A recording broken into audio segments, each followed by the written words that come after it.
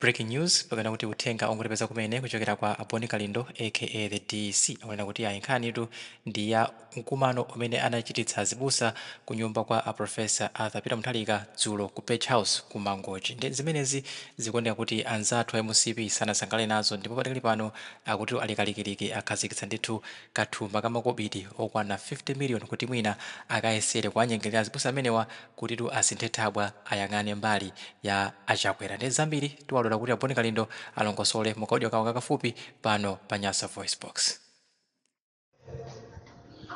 The DC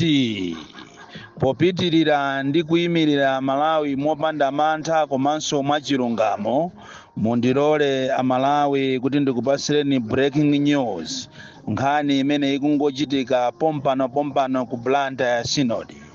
Inu mukukumbukira bwino kunena kuti azibusa opambana 71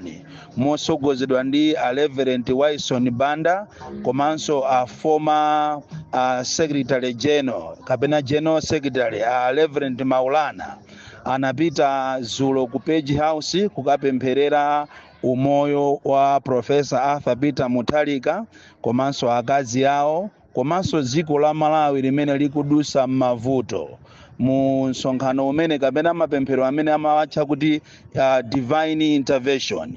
Izi sizinakhale bwino ndi aboma ndipo zawapweteka kwambiri, chonchiti kunena pano mosimikiza kunena kuti mama uno kuli meeting ya zizizi imene aboma akukakamiza General Secretary wa Blantyre Synod kuti alembe kalata yochita disown nsonkhano umenewu, mapemphero amenewa amene anali ku Page House akuti ndicholinga kuti anyozese chipani cha DPP komanso ndi mtsogoleri wawo Professor Arthur Peter Mutharika, komanso kuti anene kuti azibusa onse amene anapita kumeneko anapanga mwawo osakhala mosogozedwa ndi usogoleri wa General Secretary Reverend Juma. Choncho iyi ndi nthawi ya mayesero imene titi tionedi kuti kodi azibusa amenewa adapita adi kumene kuja kukapempherera ziko kapena iye akufuna ndalama. Ndipo tikunena pano amene atumidwa kuchokera kwa President Chakwera atenga ndalama yokwanira 50 million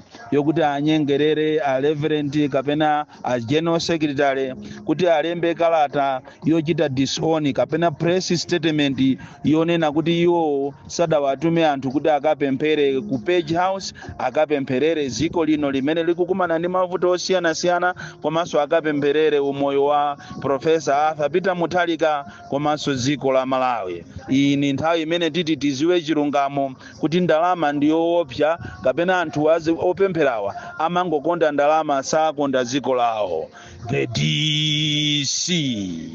mwana woopsa kwambiri.